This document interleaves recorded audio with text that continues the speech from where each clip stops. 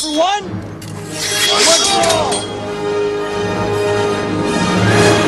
Before I begin today's video, I'd just like to make a public, sincere apology to my friend, Sad Panda. For anyone who doesn't know what this is, in my last video, Wes Craven's New Nightmare, I misspelled Panda's name in the credit sequence. Panda, you are my friend and my brother, and I sincerely apologize for any hurt I may have caused you or your family with this error of mine. Not that anybody else probably noticed, I mean, because, well, you know, it's you. But you've got to admit yourself, you didn't handle it all that professionally. I mean, you could have messaged me and just said, you know, why did you misspell my name? But no, you went on Twitter and bitched about it. What has bitching on Twitter ever gotten anyone ever? What have you got to say for yourself? I'm a twat. Yes. Yes, you are. God, I'm going to get so much mileage out of that clip. This is also the first video I'm able to release that I know my friend Bryn is able to watch because it's not a horror film. Hi, Bryn. Anyone out there is obviously in the dark right now. Bryn is responsible for me owning Rob the monkey because she gave him to me. Today's video is going to be the 1993 version of The Three Musketeers, starring Charlie Sheen and Kiefer Sutherland. Growing up, I knew of The Three Musketeers, although my introduction to them came from One for all and all for one, Musket hands are always ready. I love this show. It was a staple of my Wednesday afternoons in front of the TV. The adventures of D'Artagnan and his journey to become a musketeer. Looking at it now, the animation and the voice acting is fairly terrible. But it was a great show, and I was at that age where sword fighting of any sort was just really cool to watch. And while I did eventually watch the 1973 Oliver Reed feature film version, D'Artagnan was always the version I would look back on, as it was my introduction to the world of the Musketeers. Since then, I have seen the 1993 version and The Man in the Iron Mask, and I'm not ashamed to say the 1993 version is my favourite. I was 11 when the film was released, and it was released through Disney, so it was primarily targeted towards children, and I was in the perfect age group to watch it. The sword fights looked great, and as I hadn't been beaten down by a cynical society to question the ifs and buts of the films, I just really enjoyed it. Looking at it now, you'd question how a blind monk couldn't notice the Cardinal Richelieu was evil. Impressive. Why would Constance fall in love on a chance meeting? How come no one in Paris sounds French? Or why does the assassin use the roof and not a window? But hell, suspend your disbelief for an hour and 20 minutes and just enjoy the film. It reminds me a lot of the first pirate movie, an enjoyable romp with fun characters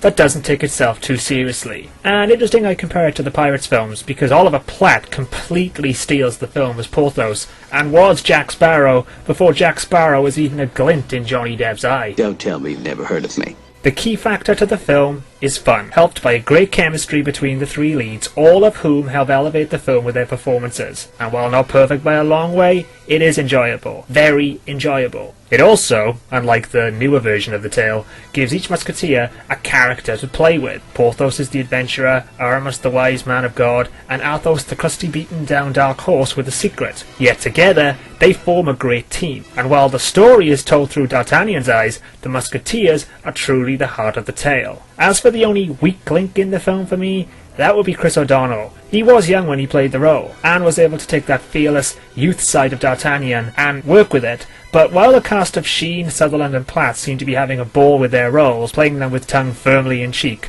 O'Donnell doesn't seem to be able to get that balance, which leaves him as kind of an annoyance and someone you just want to see punched in his smug face. Thankfully, the filmmakers were aware of this, or they just subconsciously felt it, because they have him get his ass kicked on more than one occasion, and I am very thankful for this.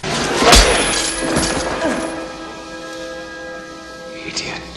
The film opens in the swampy sewers of underground Paris that seem to also have been fitted with the latest in cutting-edge smoke machinery. It's here that we're introduced to Cardinal Richelieu, played by Tim Curry, supposed man of God, but given that he's wearing red and he has a beard and moustache combo that he spends the whole film twirling, it's clear right from the off that this is your bad guy. We also meet Rochefort, played by Michael Wincott, a former musketeer and now Richelieu's personal bitch as he tortures thieves on Richelieu's behalf. Please, I was hungry. My family hasn't eaten for days. Please. Showing his human side, Richelieu takes in the prisoner's words and then grants him his request. One less mouth to feed.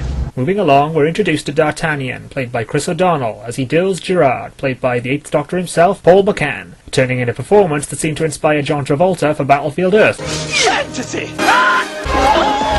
D'Artagnan! Spell your name! Gerard is pissed because D'Artagnan apparently has been doing the dirty with his sister, which has led to the particular duel, and also drops some plot points regarding D'Artagnan himself. All I want to do is get to Paris, join the Musketeers. And a little backstory. My father was a Musketeer, the King's personal bodyguard. The king was assassinated. Your father was a failure. Being a high-pitched, red-headed annoyance, D'Artagnan easily disarms Gerard, but thanks to an appearance by his brothers, D'Artagnan mounts up and dispatches of the brothers one by one, and Gerard himself, in a fun little sequence to get the crowd going, and to showcase D'Artagnan as cocky, a good fighter, and a good rider. It also highlighted the problem I have with D'Artagnan himself.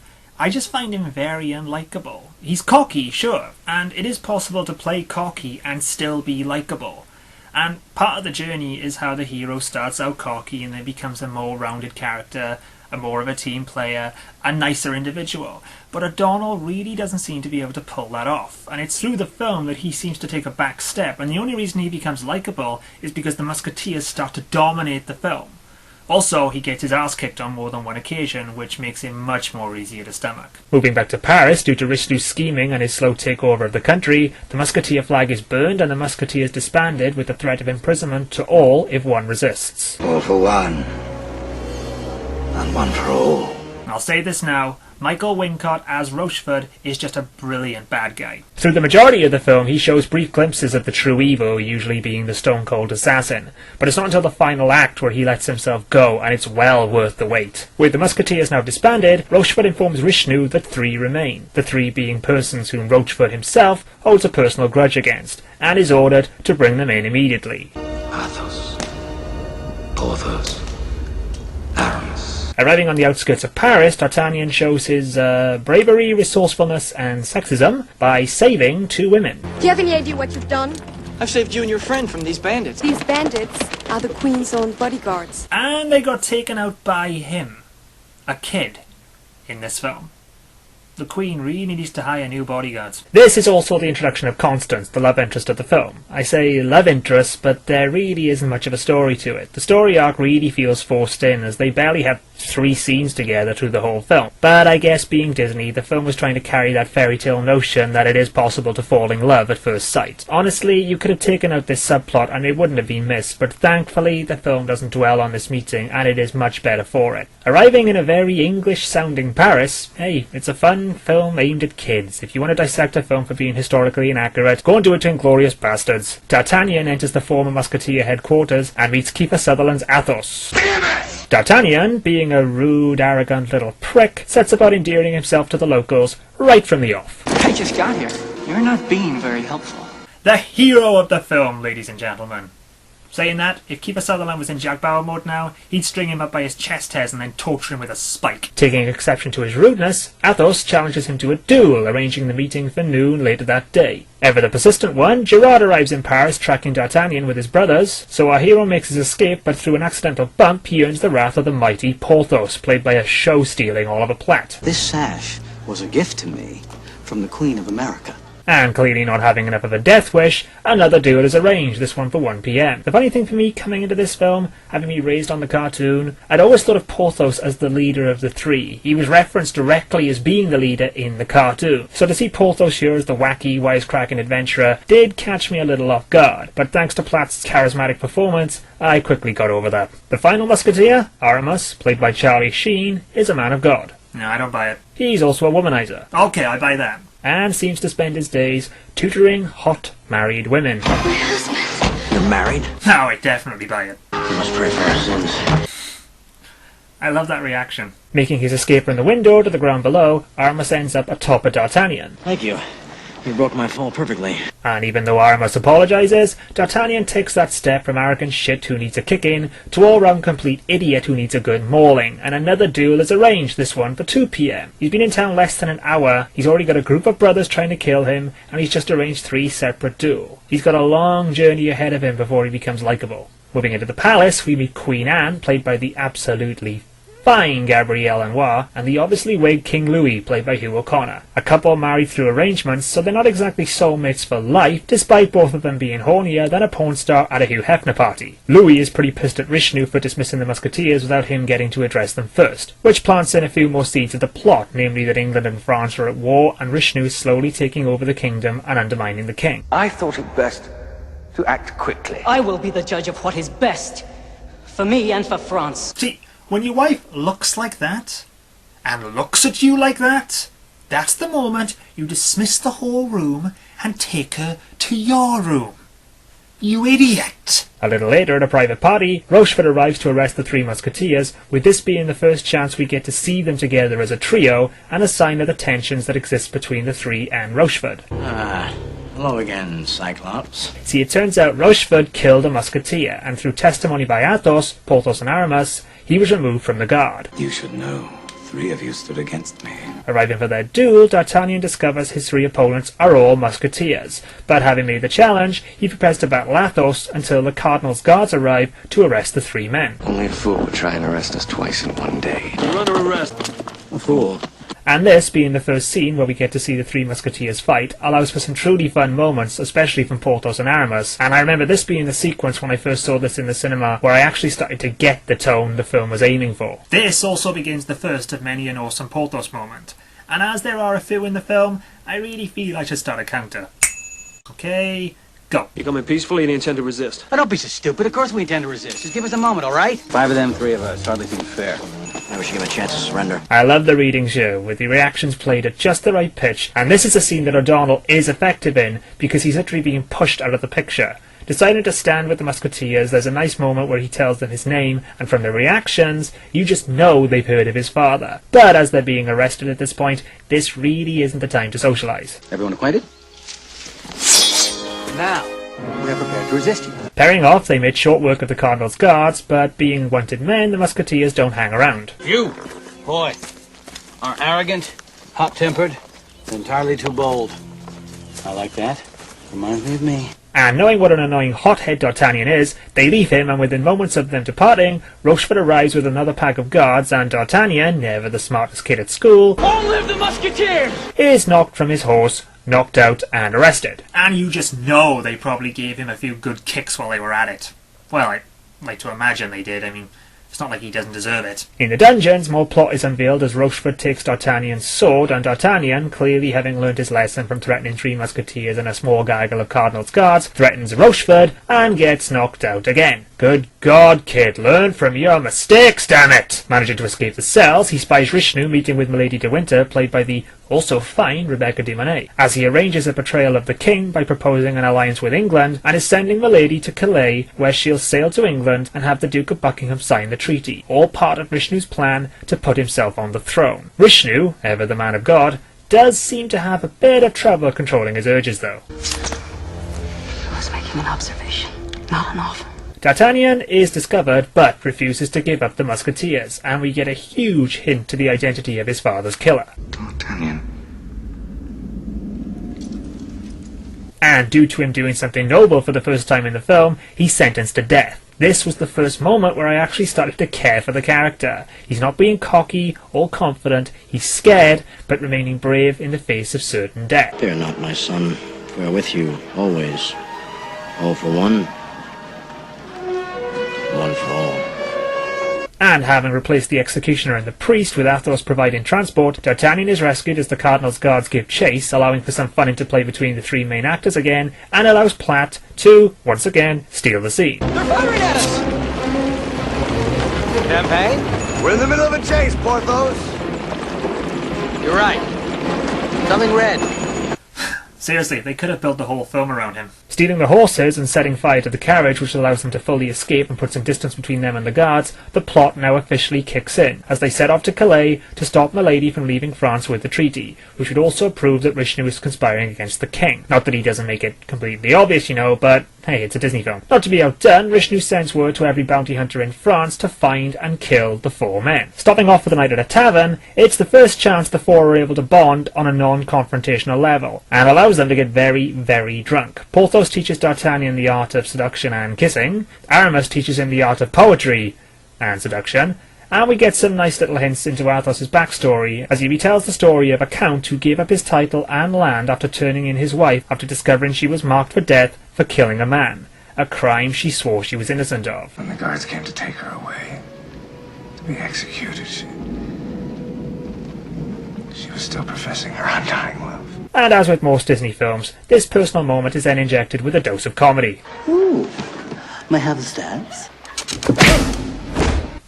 What are friends for? I really do like this sequence, and it's one of my favourites of the film. It's one of the first times D'Artagnan is humble among his peers, and it makes him a much more appealing character. And it manages an interesting switch, moving from the comedy of Porthos and Aramis teaching D'Artagnan to the personal moment of Athos, before moving back to the comedy to close it off. It's also nice to see Athos actually smile in the film. At the palace, the Queen and Constance converse over love and their feelings for the men they have in their lives, or in Constance's case, the man she's only met once and shared a conversation with that lasted less than a minute. Dear God, I hope Lindsay never watches this film. But I don't understand why you feel this way. Me neither. The guy's an idiot. And on leaving the bath, Richelieu enters the chamber and robes the Queen, trying to be as subtle as possible in his approach. I want you to consider, to know all that we might accomplish together for France. And I bet you're all sitting there now thinking, how can they not know he's evil? Well, I felt exactly the same way when I saw The Two Towers for the first time, and I saw that Théoden had a subject called Wormtongue in his corpse. Face it, sometimes royalty is just stupid. The next day, while riding off their hangovers, a cannonball attack forces the group to separate, with Athos and D'Artagnan going one way, Porthos and Aramis the other. While sheltering in the woods, Athos horse is shot, and faced with overwhelming odds, he orders D'Artagnan to leave him and head for Calais, and despite D'Artagnan's protests, he eventually obeys. I'll never forget you. Go! Now, as an adult, I can look at this and know Athos will be fine, but my 11-year-old self was on the edge of my seat by this point, not actually sure if Athos would survive, and funnily enough, I do remember a similar scene from the cartoon, only that one involved Aramis sending D'Artagnan away while he made a final stand.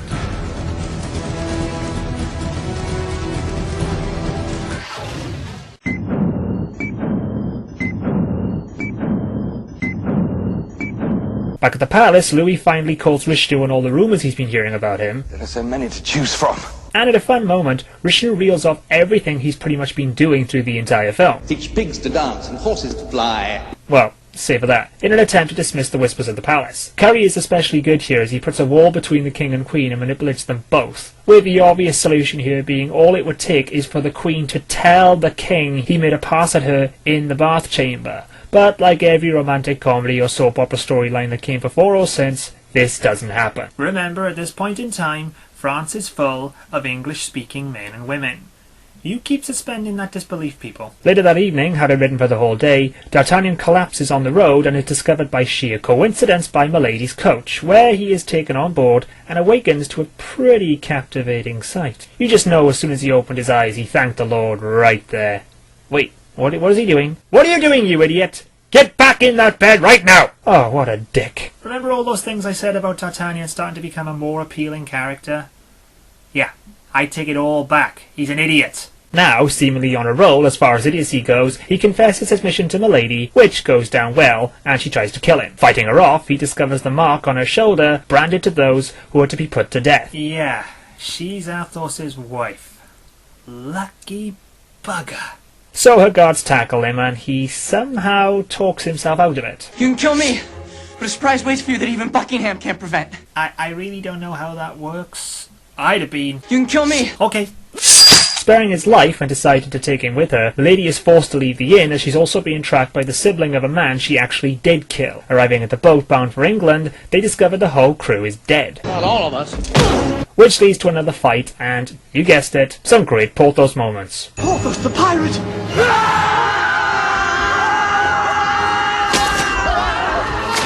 I told you I was famous. And probably my favourite Porthos moment in the whole film.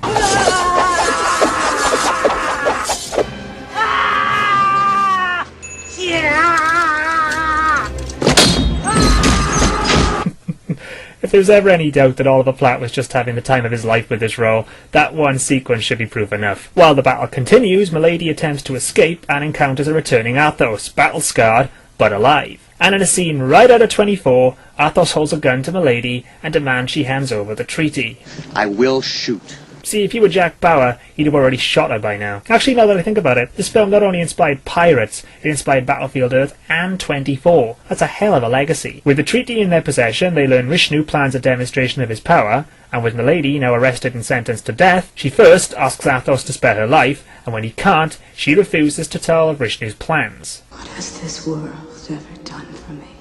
The next morning at a cliff top, Milady prepares to receive her sentence, but as the executioner raises his sword, Athos halts him and begs forgiveness for casting her aside all those years ago. She finally forgives him, and still very much in love with him, she unveils Richelieu's plans. The cardinal intends to assassinate the king on Friday at his birthday celebration.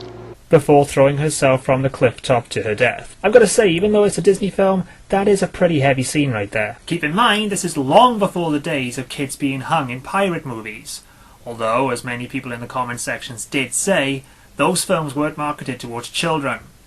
Sorry, Maddie, they weren't. But still, having the romantic subplot be resolved by one of the party committing suicide, it was a bit of a surprise to see in a Disney film, helped along by a very haunting score. With Richelieu's plan now known and the treaty in their possession, the four head back to Paris, rallying the troops along the way, while Richelieu prepares for the assassination. And going back to the point I made earlier about how no one can tell that Cardinal Richelieu is evil, I bet there's people sitting there now and thinking, why doesn't somebody run and tell the king that the cardinal's in the courtyard with a portrait of the king with a bullet hole through his head? And to answer that, I simply say, can you see anybody else in the vicinity? No. Good. We can move on. Arriving back in Paris on the day of the intended assassination, the Musketeers spread out, and while standing in the crowd, D'Artagnan spots the assassin opposite the royal box. Why couldn't he just use one of the windows, I hear you ask? The same reason people in Scream don't carry guns. Yes, I do read your comments. While the king leads his queen out onto the balcony, D'Artagnan reaches the assassin just in time. Why he didn't just call up before the king came out onto the balcony is something I'm sure many a person has asked. But, as we've already established D'Artagnan's a bit of an idiot, that's that problem sorted right there. While D'Artagnan battles the assassin, the three Musketeers confront Richelieu, who attempts to frame them for the attempted murder. Kill those Musketeers! Trying to murder the king! And in a moment I'm sure George Lucas watched at one point and went, the entire Musketeer unit arrived. Good God, this film even inspired Attack of the Clones. Yes, I know, this has been seen in many a film. It's a joke, people! Save the king! And so begins the mother of all fights, and I wouldn't feel right if I didn't throw in another awesome Porthos moment. Spotting D'Artagnan battling the assassin, a well-placed crossbow shot dispatches him and takes the battle inside the palace, where Richelieu attempts to escape with the king and queen as hostages, only for Aramis to confront Richelieu, first attempting to arrest him, which Richelieu obviously scoffs at, so Aramis tries the religious approach. And you'll answer to God. No, I can't really see him going for that myself. And with the battle now raging through the palace, Richelieu abducts the king and queen and takes them through a secret passage, leaving Rochefort and Athos to finally face off. I hope we're not interrupted. On the contrary, you're right on time. And this is where Michael Wincott is allowed to just let loose with the evil side of Rochefort, and, like I said earlier, it's well worth the wait, as he's not only a kick-ass swordsman, but he really seems to be getting off on it. I mean, just listen to the noises he makes while fighting. Dude is seriously messed up. He also matches Athos blow for blow, and pretty much kicks his ass all around the chamber. Athos does manage to finally disarm him, which allows D'Artagnan to reclaim his father's sword, and sets up a final duel between the two, something Rochefort really seems to get off on.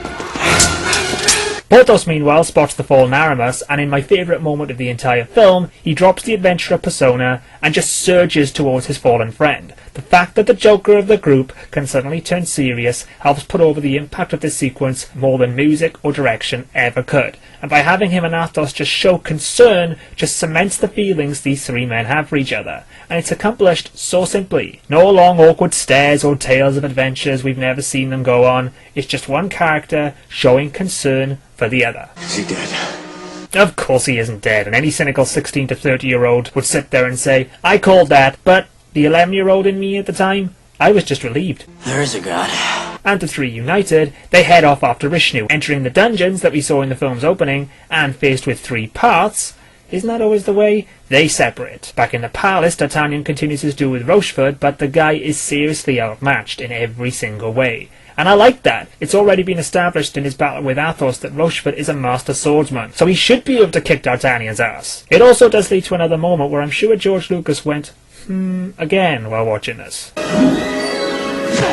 Now, you may think I'm actually bashing the Star Wars prequels by stating all this, but no, that could not be further from the truth. little in-joke here. Rochefort finally manages to disarm D'Artagnan and then drops the bombshell. Killed by the same man that killed his father. You killed my father. What a twist! Yeah, the film never really makes it a bit of a secret who killed his father, but then D'Artagnan is just a bit of an idiot. While monologuing, Rochefort doesn't spot Constance, remember her, at the bottom of the stairs, and as he raises his sword to deliver the killer blow, she slides D'Artagnan his sword, and he manages to stab Rochefort, which kills him and avenges his father. Sad to see him go, as Rochefort was a much more subtle and darker villain when compared to Tim Curry's moustache-twirling cardinal, but I'm just happy they allowed him to really shine in the final battle, and not treat him like a joke or an afterthought, unlike a certain Megatron in a certain third installment of a trilogy, thank you very much, Michael Bay. Back in the dungeons, Porthos encounters a... well... there you go, he said it, not me. And after a quick battle, he manages to dispatch him, first by slamming him into some spikes, which doesn't do the trick, so he adds a final touch. Ooh, nasty. No gallons of blood though, this is still a Disney film, remember? And still chasing the king and queen, he catches up with Athos as he battles Rishnu's guards, but they're a little too late to stop Rishnu getting into his boat with both the king and queen as hostages. I will return twice as strong. I think not. Taking out the guards on the boat, Aramis advances on Rishnu, only for the king to halt him and deliver the final blow himself, which knocks Rishnu into the sewer water, and yeah, that's it. Very anticlimactic. Which is my only real problem with the film. Rishnu is built up as such a ship that you really want to see him get it, and while seeing the king lay one on him is satisfying, just having him fall into the sewer water and apparently drown, although we're never told it, just doesn't feel like a good payoff. The country's saved, the film closes with D'Artagnan being made a musketeer, kissing Constance, thank God that storyline was included, and with a final appearance and challenge from Gerard, the musketeers unite and chase him and his brothers, where they probably massacred them. Hey, we never see it, so, you know, it could have happened. And that's The Three Musketeers. Like I said, it's a film best viewed for its fun factor. Don't go into it taking it seriously or querying everything you see, otherwise you'll come away with a list of questions longer than Charlie Sheen's Conquests. The film is played as a romp, with the main cast having a ball with their characters and situations. It's one of those turn your brain off movies and just enjoy the action and on-screen chemistry between the actors. Tim Curry hams it up gloriously as Cardinal Richelieu, and Michael Wincock just oozes menace as Rochefort. The romantic subplot, like I said, does seem forced in, and as far as the secondary characters go, they hold no interest or any chemistry at all. But thankfully, the film doesn't focus on them. The heart of the story is the Musketeers, and they just steal the show, especially Oliver Platt. And it is quite fun now to watch the film, and see the amount of films, shows and scenarios that could be linked to its characters and scenes in retrospect. Next week will be my last video for a while, because I'm going back to full-time work over the Christmas period. But I intend to go out with a bang. I intend to lay down divine intervention, and to kick ass for the Lord. Next week, I'm reviewing Brain Dead.